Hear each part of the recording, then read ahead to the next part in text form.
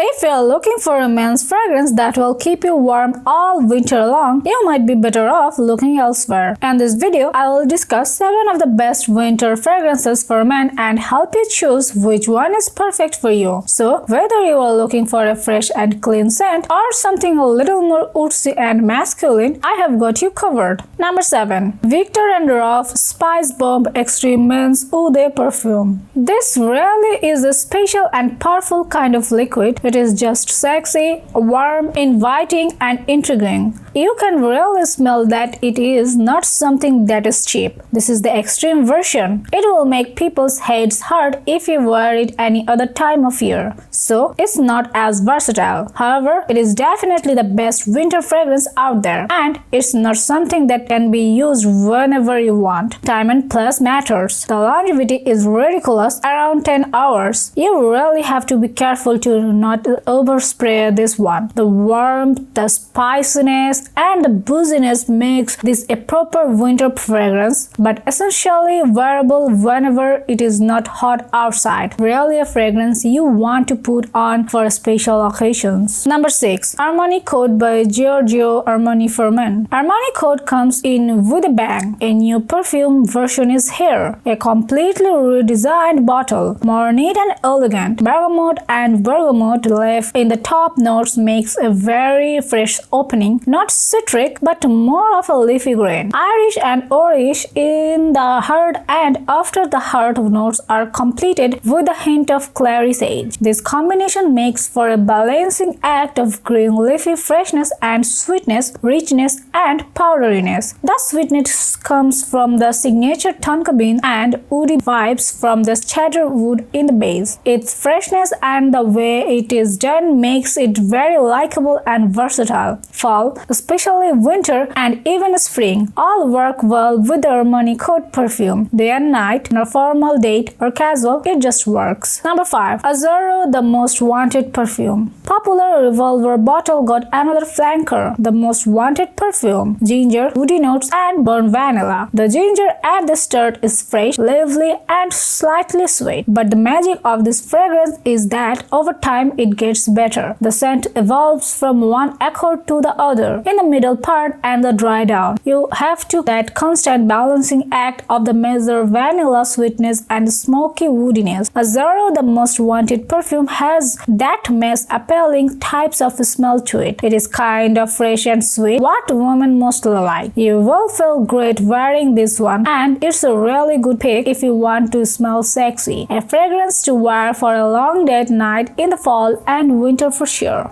Number 4. Dior Sauvage Elixir. Dior Sauvage is probably the most popular and best-selling perfume in recent times. It smells the least sauvage of all. It kind of leans more into a niche type of fragrance. Right away you will get the confirmation that this is the most mature sauvage in the line. It is kind of sweet and spicy, aromatic. You will get the grapefruit note immediately, which I am a fan of very much. You also easily get the nutmeg and cinnamon at first. Lavender makes up the middle notes and it is prominent in between the opening and the dry down. With this fragrance, you do get 2 very different experiences. One at the beginning and the one is later. The dry down is the star of the show in this one. Rich, warm, woody, spicy, aromatic. A great combination of licorice, sandalwood, amber and patchouli. Number 3. Paco Rabanne Invictus Victory. Victory is not as aggressive a fragrance as some other flankers are. In terms of the projection and silhouette to it, it hasn't got too many notes in it. It has a bit less sweetness to it. You can smell the lemon in it at the beginning, but then it starts fading. And as that is happening, the base notes starts fading in. A combination of vanilla, tonka bean, and amber. You rarely get the vanilla and amber in this one. There is sweetness, but the least amount of all in its line. This is definitely one for the male population. The younger male population population.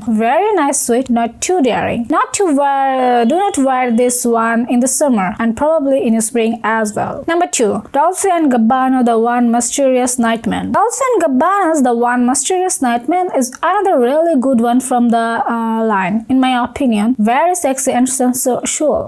The first thing that comes to my mind is the winter season and the many seasonal limited edition chocolates that you can buy them. This amber spicy fragrance has a blend of rose, amber, saffron, agarwood, woody notes, labdanum, tonka bean, clary sage, and grapefruit notes. 2 different smelling sweetnesses, you could say, kind of like glazed sugar. In the backbone of this fragrance, there is intense sandalwood. They all chip into this combination to give you this mix of warm spiciness, creaminess, and the light incense of round it out with a little bit of smoky touch. Even though it is more of a sweet fragrance, it is more of a fragrance for the men. It lasts longer than the average. Number 1. Tom Ford Noir Extreme Perfume. Noir Extreme Perfume is one of the latest releases from Tom Ford, and it came a big door. Stay and impress make for the perfect sage to this perfume's strong points in terms of longevity and silhouette. Besides ginger, mandarin orange, and neroli, cardamom dominates in the opening. Once the top notes starts fading, you can expect more flowery middle notes. The smells of tonka beans and amber characterize the dry down of this spicy winter fragrance, with a hint of leather for good measure. This is also a pretty unique kind of scent that does not appeal to the wider masses. The Tom Ford Noir Extreme Perfume is without a doubt a more intense version than the original Noir.